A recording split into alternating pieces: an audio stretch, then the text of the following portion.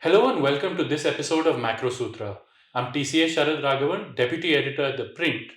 And now the Indian government has, over the last several years, pointed out several issues that it has with the ratings that have been assigned to India by the global sovereign ratings agencies. And this has caused a little bit of friction. But now something new is happening. India has come up with its own sovereign ratings agency. Of course, it's not a government agency, it's a private sector agency, but it is an Indian one. So, now to see how this is different from the global agencies, what rating has been assigned to India by the Indian agency, what goes into ratings, why these are important, to look at all of this, we have with us Radhika Pandey, Associate Professor at NIPFP. Thank you so much, Radhika, for joining us. Thank you, Sharad. So now, Radhika, I guess the basic question is why are sovereign credit ratings important? Why should we care what these agencies rate India as? So fundamentally, what the sovereign rating agencies rate is the ability and willingness of the sovereign to repay its debt. So they are looking at the probability of default of a country, and these ratings are closely watched by markets, by financial markets, by capital markets, by foreign investors. So to that extent, it is a useful metric to assess the growth and development profile and whether the government or the sovereign is willing and able to pay its debt. So that is the fundamental metric. And to assess this fundamental metric, they look at the sovereign rating agencies, look at a number of parameters. They look at the economic assessment, fiscal strength, the monetary strength, the external sector strength, and the institutional strength, and so on. So it is an important metric to look at the ability and the willingness to pay debt. And if a country is getting a higher ratings, that means that the country is able to access markets for raising debt, and it is able to do so at a lower cost. So that is the advantage. Borrowing becomes cheaper. Borrowing becomes cheaper. You have access, but you have lenders willing to lend to you because you have a higher rating. You don't have the probability of default. You don't have a default history, and that makes lenders more, willing to lend to that sovereign. So in that way, it's a useful metric. Right, and we'd explained this in an episode earlier when we had discussed sovereign ratings. But just to recap, this also has a bearing on our tax money because, see, it's a step by step process. If the Indian government borrows at a more expensive rate, if the interest rate is higher, then more of the tax money that you and I pay needs to go into the interest payments to repay this debt. If we can get debt at a low interest rate, then less of our taxpayers' money goes into repaying the debt. They can spend it on other things. So that it has a granular effect on even you and me, the money that we pay as taxes. So now, what have been some of the ratings that have been assigned to us by the three top ratings agencies? So that's Fitch, Moody's, and S&P. Yeah, so that's a very interesting question because if we look at the landscape of global sovereign rating agencies, it is oligopolistic in nature. Right. In the sense that there are only three main participants in this market, and if you look at their ratings and if you look at the trajectory of their ratings, they tend to converge. Yeah. And if there is a change by one agency, then relatively the other agencies also do something to change their rating. So to that extent, it is an oligopolistic market. And if we look at India's rating, it has remained at triple B minus, which is just one notch, above the speculative grade. So in other words, it is at the lowest notch of investment grade, and speculative, the other word for it is junk. Yeah. So we're just one notch above the junk rating, and we'll get to why the Indian government feels that this is a problem. We'll get to that, but yes, please go ahead. Yeah, so that is triple B minus, or in other words, what Moody's calls it, the terminology is Baa3. So it's more or less similar. And now we have the CareEdge ratings also getting into this space, and they have assigned us triple B plus. So CareEdge is the new entrant, the Indian one. the Indian one. So they have assigned us triple B plus. We can talk about more, but on the whole, we see that the ratings assigned to India are more or less similar across the rating agencies. So now, what are some of the problems that the Indian government has with these ratings? I know that one is that India has never ever defaulted on its debt ever in its history. Yeah. So they say that this should mean that we have a higher inclination to repay our debt and a higher ability to repay. So we should have a higher rating. Are there any other issues? Yeah, there are issues in the sense for that we need to understand what goes into the ratings. Right. So what goes into the ratings, as I said, that broadly there are 5 pillars that most of these rating agencies look at. So they look at qualitative variables and quantitative variables. In quantitative, they look at the institutional strength, which institutional quality, which includes the rule of law, the voice and accountability, and all these qualitative variables, Right. regulatory efficiency, these variables. And then there is economic strength, which is proxied mostly by GDP per capita, and whether the GDP per capita has been rising. It's not, it's not volatile, it is rising. So that is economic strength. Then there is fiscal assessment, which is primarily based on debt and fiscal deficit related variables. Then there is monetary variables, which is our inflation and our financial markets, our NPAs to in the banking sector. Yeah, so these are our and external sector, which is proxied by our external debt and our funding mix. Are we relying more on foreign currency denominated debt or more domestic currency? So so that and our forex reserves. So those are 5 pillars: economic, fiscal, monetary, external, and institutional. Okay. Now, if we look at so these are the variables that most of the rating agencies look at. Of course, the weights that are assigned to these variables may be different by the rating agencies, but what is common across these big three is that they assign more weight to the qualitative aspect. I see. So that is and within qualitative also, they are looking at one database, which is the World Bank's World Governance Indicators. And within World Governance Indicators, they are looking at rule of law, voice and accountability, and these variables. But these don't actually have a bearing on whether a government can repay its debt or not. Yeah, so that is what is being argued by the Office of the Chief Economic Advisor. Right. They came up with a detailed paper late last year, saying that you are relying on qualitative variables and they don't go in consonance with the hard data. Yeah. Normally your institutional strength and economic growth should move in tandem, but that is not what we are seeing. Our economic growth is rising. We are the fastest growing economy. There are several reform initiatives taken. Investment Our external debt is low. Our external debt is low. Our inflation is low.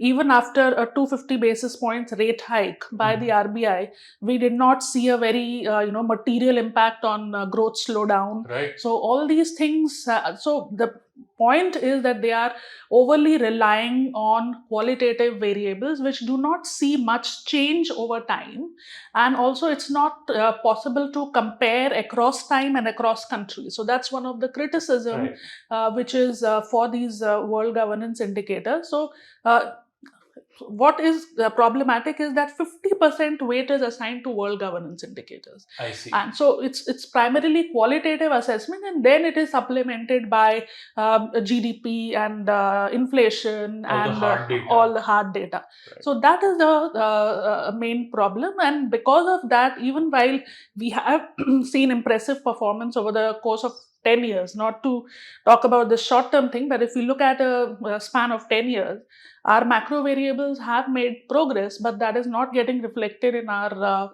ratings. So right. That's the key message, that one should not rely too much on world governance indicators, which are considered as perception based. So what can be done? What can be done is that, okay, you want to rely on qualitative variables, just diversify your set. There are other qualitative indicators also, like the Global Competitiveness Index by the IMF. The Economist Intelligence Unit comes with certain indicators. There is the ease of doing business. There's the Innovation Index. There are a plethora of these indices instead of just relying on world governance indicators. So that's the problem. Right. Okay. So then let's talk about the new entrant. Right. One, who are they? Two, what have they rated India as? And three, how are they doing things differently from the Yeah, incumbents? that's important. So, uh, care rating subsidiary called CareEdge Global has entered into this space, the credit rating space, and they have come up with their platform have come up with a 39 countries rating. Right. India is ranked at triple B plus. US is ranked at double A. So there are these ratings for 39 countries, and they provide the description of their methodology, where they are looking at the same set of indicators, as I said: economic, fiscal, monetary, external, and institutional. But the good point is that they are not placing a 50% weight to the institutional thing.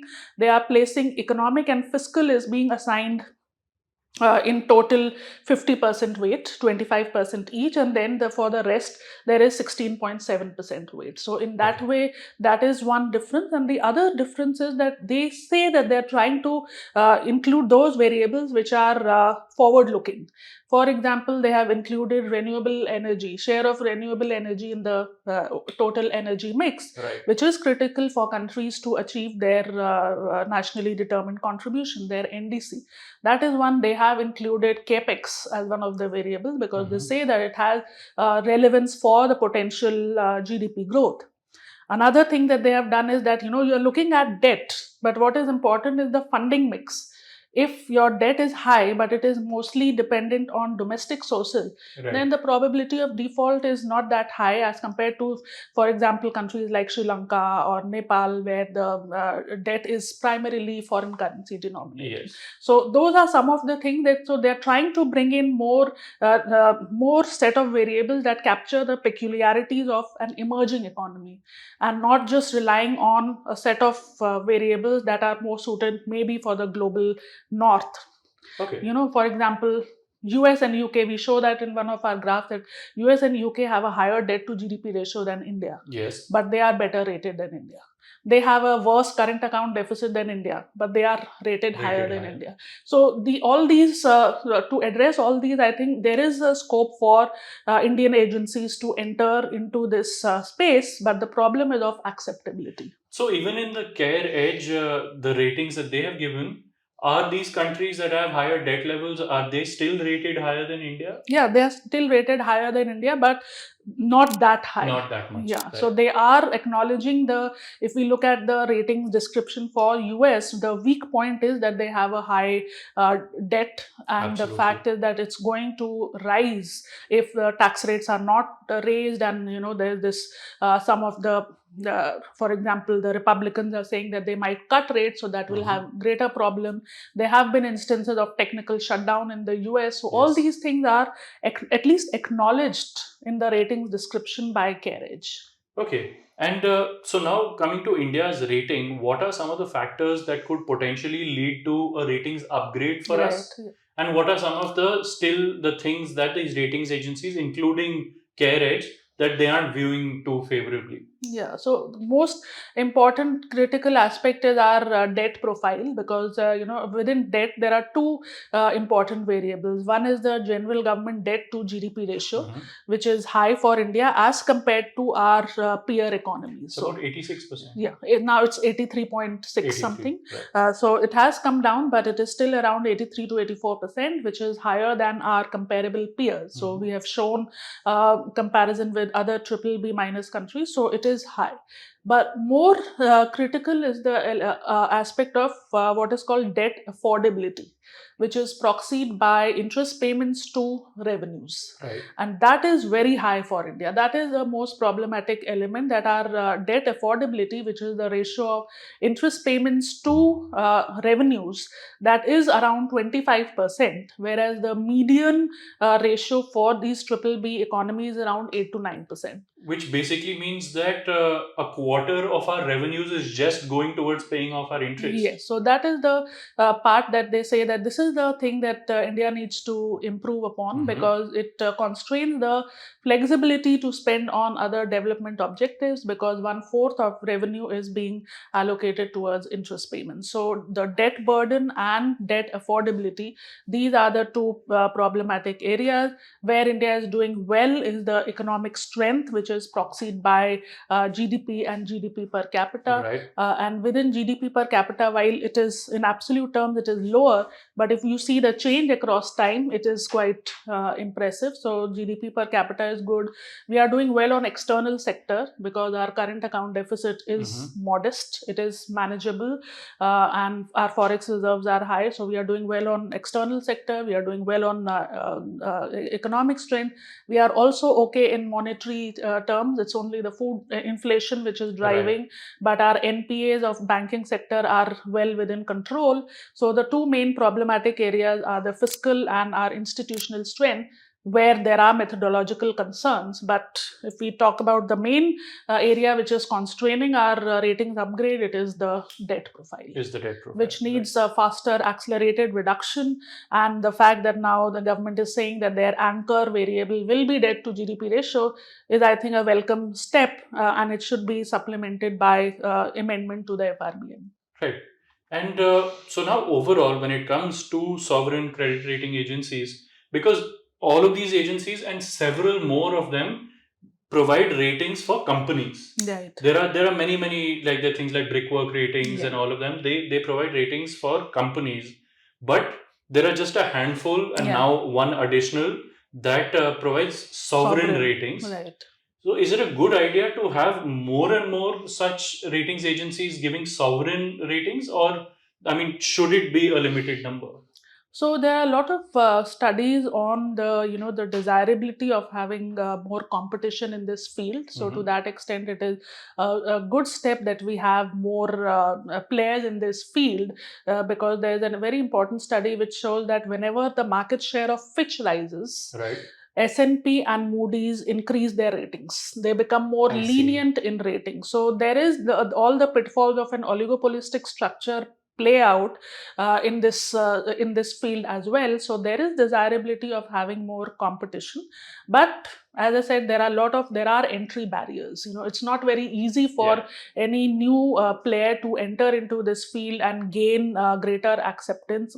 So what is important is to have greater stakeholder consultations, having greater conversations with the financial market participants, telling them that our methodology is more transparent. We are bringing in more variables which are forward looking and not just behind the curve, because one of the criticism for sovereign credit rating agencies have been that they are behind the curve. They were not able to show the problems that arose in the case of the small countries that faced debt default in after COVID. And then finally, when they defaulted, when they downgraded them, it further created problems for them. So bigger problem, they were not able to access. So it further aggravated their economic condition. So in that sense, it's important to have this conversation and to gain greater acceptability. So in a nutshell, competition is good, but acceptability is the key. No, of course, acceptability is the key, because I mean, I can start my own credit ratings agency and be like, India is AAA plus, but then who's going to believe me? Who's going to use that rating and give India debt on that basis? You need to have a very credible ratings procedure. It needs to be vetted. People need to come up with their inputs and everything, and only then, once it's trusted, then it becomes a significant player in this ratings universe. So now, Radhika, I have a question from the audience for you. This is from Sankalp. He says that the main challenge amongst these ratings agencies is product differentiation. And as you mentioned, he says, even now it's very rare that the big three of the ratings agencies radically differ from each other. Meaning all three will usually award the same score to the same sovereign entity. Can CareEdge break this system? In one interview, Mehul Pandey suggested a different base, where he'd say total GDP and GDP by PPP instead of nominal GDP per capita, as you mentioned, that the other three look at. What is the acceptance of these alternate measures? Is there any literature to support these? And also, a substantial portion of external debt of many countries is dollar denominated. Right. So, as I said, it's correct that product differentiation is very important. The new players have to convince that their rating methodology is more consistent with the changed realities. It is bringing in more metrics that are able to capture the emerging realities, and therefore, in that context, Mehul Pandya has said that they have included things like renewable energy, which Right. renewable energy is as one of the metric. They are looking at capex as one of the metric because it has bearing on the potential growth of the economy, and also the external debt. They're talking about funding mix. So CareEdge has tried to bring in product differentiation by including more variables which better capture the nuances of an emerging economy setting. So that is definitely there. Now, the next step will be to engage with the market participants at large. And in that context, I think the role of RBI is very Of important. So, course, yeah. because if they provide acceptability, it opens doors for greater acceptability across financial market participants. Right, so there you go. We have a new entrant in the sovereign rating, credit rating game. This is an Indian company that is now rating sovereigns around the world. You said 39? Yeah. 39 countries, including India, that it's rating. And now, why this is important is because India has for a while now been voicing its concerns about the methodology followed by the incumbent sovereign credit rating agencies, S&P, Fitch, and Moody's, saying that they're relying too much on subjective measures and not enough on the hard data. And it's on the hard data that India is actually doing pretty well. And so CareEdge has kind of come up with a new methodology. It's using the same metrics, but the weightage it's giving to the subjective factors and the hard data are different. The hard data has a higher weightage Right. than the other three, and so our rating is higher according to CareEdge. But it's still new. It still needs to gain acceptability. People need to start trusting this new methodology more. But as more and more research is done into this acceptability will come, and maybe it'll encourage even more companies to enter this field. But on that note, that's all we have for you. Thank you so much for watching.